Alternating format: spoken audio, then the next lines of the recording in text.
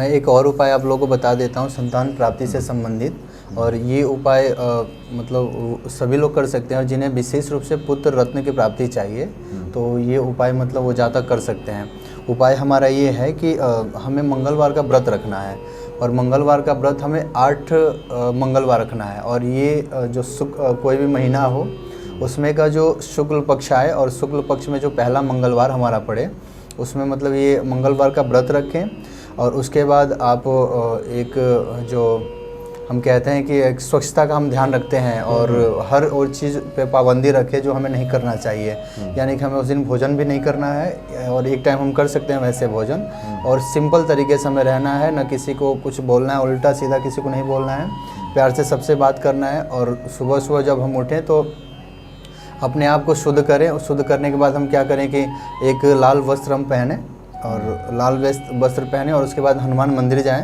हनुमान मंदिर जाने के बाद वहाँ हनुमान जी की विधि, जो भी विधि से आप पूजा कर सकते हैं, पंच उपकार विधि से या षोडशोपचार विधि से अगर आप पूजा करना चाहते हो तो कर सकते हैं। और पूजन करने के बाद वहाँ हनुमान जी के सामने हनुमान चालीसा का पाठ कर लें, और पाठ करने के बाद वहीं आप संकल्प ले लें कि मतलब हम 8 मंगलवार का व्रत करने जा रहे हैं, और हमें मतलब पुत्र रत्न की प्रभु प्राप्ति हो, ऐसे हम आपसे कामना करते हैं।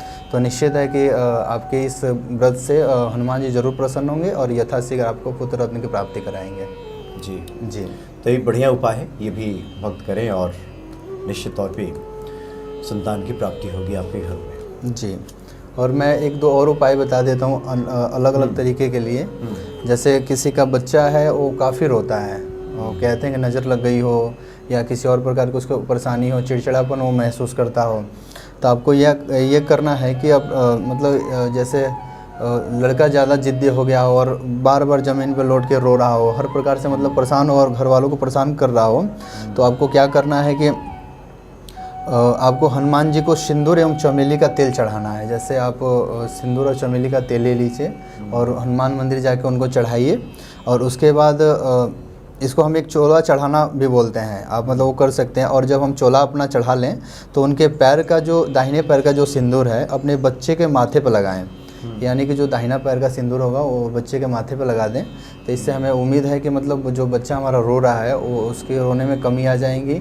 किसी का अगर नज़र दोष है वो भी धीरे धीरे खत्म समाप्त हो जाएगा, और ये मतलब उसके बुद्धि, विवेक और ज्ञान में भी वृद्धि करता है। यानी कि अगर लड़का पढ़ने में उसका मन नहीं लग रहा हो या ज़्यादा शैतानियाँ कर रहा हो तो धीरे धीरे उस लड़के में से ये सब बुराइयाँ समाप्त होने लगेंगी, और हनुमान जी की कृपा से वो लड़का सही हो जाएगा, उसका बेवजह का रोना इत्यादि ये सब समाप्त हो जाएगा। अच्छा, तो ये उपाय कोई भी कर सकता है। चोला चढ़ा के दाहिने पैर का सिंदूर का टीका लगाइए। बिल्कुल बिल्कुल। और मैं ये भी बता दूं कि जैसे बहुत लोग कहते हैं कि पंडित जी हमें संपत्ति की प्राप्ति नहीं हो रही है, हम एक प्रॉपर्टी लेना चाहते हैं, तो अगर उनकी ऐसी मनोकामना हो, अगर पूरी नहीं हो रही हो, तो उनको क्या करना है कि हनुमान मंदिर जाएं वो भी, और अपने साथ एक ऑरेंज कलर का, वैसे एक लाल होता है और एक ऑरेंज कलर का झंडा होता है हनुमान जी का, तो उसमें से आप विशेष रूप से ऑरेंज कलर का झंडा चुनें, और तिकोना झंडा हमारा होना चाहिए। ऑरेंज कलर मतलब संतरा कलर। अच्छा।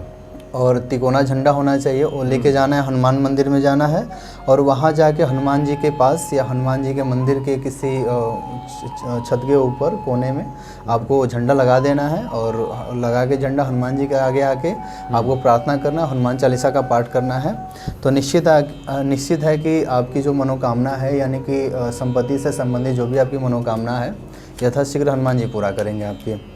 मुकदमा अगर आपके ऊपर कोई कर दिया है या कोई मतलब लंबे समय से मुकदमा आपके ऊपर चल रहा है, तो आप एक छोटा सा उपाय कर सकते हैं कि हनुमान मंदिर में आपको जाना है, मंगलवार के दिन ही जाना है, और वहाँ हनुमान जी के ऊपर लाल वस्त्र आपको अर्पित करना है। अच्छा। लाल वस्त्र का मतलब हो गया कि एक बढ़िया वस्त्र होना चाहिए, ऐसा ना हो कि हम टेम्प्रोरी कोई भी वस्त्र लेके चले जाएं। जो भगवान को प्रिय हो, जो ज़्यादा प्रिय हो, वही हमें करना चाहिए। तो आप ऐसा वस्त्र लेके जाएं जाकि जिसमें लगे कि हाँ, भगवान को ये लगे मन से कि हमारा भक्त आया है तो बढ़िया से बढ़िया चीज़ लेके आया है। क्योंकि ऐसे बढ़िया का मतलब है कि जो आपको अच्छा लगे। कई बार होता है कि लोग मंदिरों के लिए कुछ भी लेके चले जाते हैं, आपका तात्पर्य है कि जिसे आप पसंद करें, जो आपके रुचि में है जी, वो आप लेके जाएं। और ले जाने के बाद हनुमान जी को बढ़िया से ऐसे कंधे पे से नीचे करके खूब बढ़िया से उनके ऊपर पहना दें या जैसे सजाना बोलते हैं वैसे सजा दें आप। तो उम्मीद है कि मतलब जो आपका ये मुकदमा चल रहा है धीरे धीरे वो भी समाप्त होने लगेगा और इससे आपको लाभ ज़्यादा मिलेगा।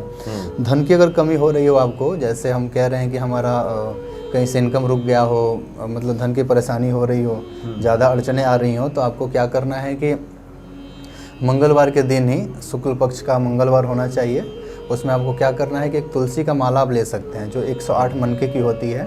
तुलसी का माला आप ले लें क्योंकि वो हनुमान जी को बहुत प्रिय है, साथ साथ श्री राम जी को भी बहुत प्रिय है, और श्री राम जी का जो अवतार है वो विष्णु अवतार है, तो विष्णु जी को भी बहुत प्रिय है तुलसी की माला। तो आप वो 108 मनके की माला लें और हनुमान जी को अर्पित करें। और जब आप इसको अर्पित करेंगे तो अगर मान लीजिए आपका सामर्थ्य नहीं बनता है, ये थोड़ा आपको कॉस्टली लगता है, तो आप तुलसी पत्ता भी ले सकते हैं, वहाँ पे तुलसी की मंजरी भी ले सकते हैं और उनके चरणों में चढ़ा सकते हैं। माला उनके गले में चढ़ाइए और जो मंजरी है, पत्ता है, उनके चरणों में चढ़ाइए। तो इससे आपकी जो धन की परेशानी है उससे आपको निजात मिलेगी, काफ़ी जल्दी आपको फ़ायदा मिलेगा, लाभ मिलेगा और आपके घर में सुख संपन्नता बनी रहेगी और धन का निरंतर आगमन बना रहेगा। जी, तो ये छोटा छोटा उपाय करके हर कोई लाभान्वित हो सकता है। और रोग निवारण के लिए हम एक चर्चा करेंगे। जैसे एक हमारे यहाँ नीम का पेड़ होता है, तो नीम का जो पेड़ होता है वो कहने का मतलब ये है कि मंगल से रिलेटेड होता है वो। तो अगर हम उसमें अगर जल डालना अगर हम शुरू करते हैं नीम के पेड़ में, नीम के पौधे में, तो इससे हमारा मंगल ठीक होता है। जैसे किसी के ऊपर अगर मंगल दोष हो, मंगल उनके कुंडली में क्रूर बैठा हो या शुभ अवस्था में हो, तो कहने का मतलब अस्तावस्था में हो, तो कहने का मतलब ये है कि अगर हम नीम की सेवा करते हैं, नीम के पेड़ की सेवा करते हैं, उसमें उसके नीचे मतलब जल चढ़ाना और दिया, जैसे हम पीपल के पेड़ के पास जलाते हैं, तो हम अपने नीम के पेड़ के नीचे भी चमेली के तिल का दिया जला सकते हैं। और हम अगर भक्ति भाव से नीम की पूजा करते हैं तो हमें यथाशीघ्र लाभ होगा। और हम ये भी कहेंगे कि मंगल दोष जो हमारी कुंडली में है उससे हमें निजात मिलेगी। और नीम के पेड़ की सेवा अन्य मतलब पुस्तकों में भी लिखी है कि शनि से भी संबंधित होता है और केतु से भी संबंधित होता है। तो जो लोग नीम की सेवा करते हैं, पूजा पाठ शुरू करते हैं, तो उनका केतु भी ठीक होने लगता है, शनि भी सही होने लगता है और मंगल दोष भी समाप्त होने लगता है। तो कहने का मतलब ये है कि अगर हम एक नीम की सेवा करें और 3 ग्रह हमारे शांत हो, तो हमें मतलब ऐसा करना चाहिए। और ये उपाय हमें 11 दिन तक करेंगे तो ज़्यादा बढ़िया रहेगा, यानी 11 मंगलवार तक करेंगे तो ज़्यादा सूटेबल रहेगा हमारे लिए। और हमने ये भी देखा है कि जो हमारा नीम होता है हमारे रोग में काफ़ी हमें लाभान्वित करता है। अगर नीम की पत्तियाँ हम खाते हैं, 1-2 पत्ता खाते हैं, नीम का दातुन करते हैं, तो नीम का अगर हम दातुन करते हैं तो हमारा शनि सही होता है। जो हमारे घर के आसपास नीम होता है अगर उसका हम दातुन करना शुरू करें तो हमारा शनि सही होता है। शनि दोष का निवारण भी होता है। हाँ, शनि दोष का भी निवारण होता है। अच्छा। और इसके अतिरिक्त मतलब और भी हमें जैसे अपना मतलब सब कुछ सुधारना हो, जैसे कुंडली में हमारे ग्रह अगर अशुभ चल रहे हों तो दक्षिण दिशा में जो मंगल की दिशा होती है, तो आप वहाँ एक नीम का पेड़ लगा सकते हैं। और नीम का पेड़ लगा के अगर आप सेवा करते हैं तो आपको मतलब जो भी परेशानियाँ आ रही हैं मंगल से संबंधित, शनि से संबंधित, केतु से संबंधित, तो उसमें आपको लाभ मिलेगा। अच्छा जी, तो ये सारे उपाय आप कीजिए। जी, नीम का माला अगर हम धारण करते हैं तो रोग, हमें जो भी कोई ऐसा रोग हो गया जो हमारा पीछा नहीं छोड़ रहा, अगर हम उसका माला धारण करते हैं तो उस रोग में हमें काफ़ी लाभ मिलेगा। और जैसे हम कहते हैं कि चर्म रोग किसी को अगर होता है तो चर्म रोग से निजात पाने के लिए नीम का उपाय काफ़ी कारगर होगा। नीम की पत्ती को उबाल के हम नहा भी सकते हैं, तो ये एक अपने आप में संजीवनी बूटी है। अगर उसका माला इस्तेमाल करते हैं तो समझे कि मतलब हमें काफ़ी लाभ मिलेगा और हमारे स्किन से संबंधित जो भी परेशानियां हैं उसमें थोड़ी सी कमी आएगी और उम्मीद है कि हनुमान जी की कृपा से सब ठीक हो जाएगा।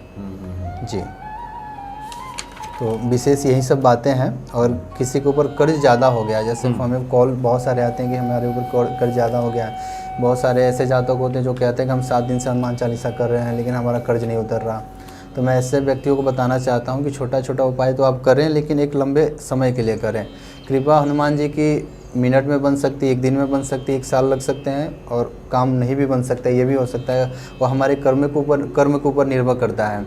और हम आपको ये भी कहेंगे कि आप कर्ज कम लें, ज़रूरी हो तो कर्ज लें, अगर ज़रूरी ना हो तो कर्ज आपको बिल्कुल नहीं लेना। अगर कर्ज आप ले रहे हैं उसमें भी दिन और तिथि आपको ज़रूर देखनी चाहिए। सोमवार, बुधवार, गुरुवार मतलब ये सब जो तिथियां होती हैं इनमें भी परहेज किया जाता है, क्योंकि कर्ज लेना अगर कुछ नक्षत्र कुछ दिन ऐसे होते हैं, अगर इस नक्षत्र में और दिन में अगर हम कर्ज लेते हैं तो हमारा कर्ज बिल्कुल नहीं उतरेगा। तो हमें प्रयास करना चाहिए कि कर्ज लेने से पहले हम किसी से सजेशन ले लें, किसी एस्ट्रोलॉजर से या पंडित से सजेशन ले लें, उसके बाद हम कर्ज के आगे बढ़ें। और कर्ज देना हो आपको, अगर कर्ज आपका हो गया है, कर्ज अगर आपको देना है तो सिर्फ ये उपाय आप मंगलवार को करें। अगर कर्ज आपको 2 रुपया देना है, 2 लाख देना है, तो मंगलवार को ही कर्ज आप दें। यानी कि किसी को देना हो कर्ज, आप मंगलवार को देंगे तो आपका कर्ज यथाशीघ्र उतरेगा। और आपको कुछ उपाय मैं बता देता हूं जो आप मंगलवार को करेंगे तो ज़्यादा बढ़िया रहेगा आपको। एक मंत्र आता है आपका, ओम नमो हनुमते आवेशाय आवेशाय स्वाहा। ये मंत्र होता है हमारा कर्ज मुक्ति के लिए। तो आप अगर कर्ज से मुक्ति चाहते हो तो आप इस माला का जाप कर सकते हैं। कम से कम 1 माला का आप जाप करेंगे तो उम्मीद है कि आपका धीरे धीरे काम जो यानी कर्ज है वो धीरे धीरे समाप्त होना शुरू हो जाएगा। हनुमान चालीसा में एक दोहा आता है, संकट कटे मिटे सपीरा जो सुमरे हनुमत बलवीरा। यानी कि ये इस मंत्र का अभी अगर हम जाप करते हैं, इसका एक जो भी अनुष्ठान जैसा करते हैं तो हमें कर्ज से मुक्ति मिलेगी। और हनुमान ऋण मोचन मंत्र एक आता है आपका जो स्रोत्र के जैसा होता है, अगर आप इसको करते हैं तो कर्ज से आपको मुक्ति मिलेगी, लाभ आपको मिलेगा। तो ये सब आप लोग उपाय करके और फलान्वित हो सकते हैं। उम्मीद है कि आप लोग को आपने उपाय बताए, लगभग जीवन से जुड़े हुए आपने उपायों को बताया है और बड़े ही सरल उपाय हैं। इन सभी उपायों को आप कीजिए, निश्चित तौर पे आपको फलाफल की प्राप्ति होगी। बहुत बहुत धन्यवाद आपका। जय श्री राम।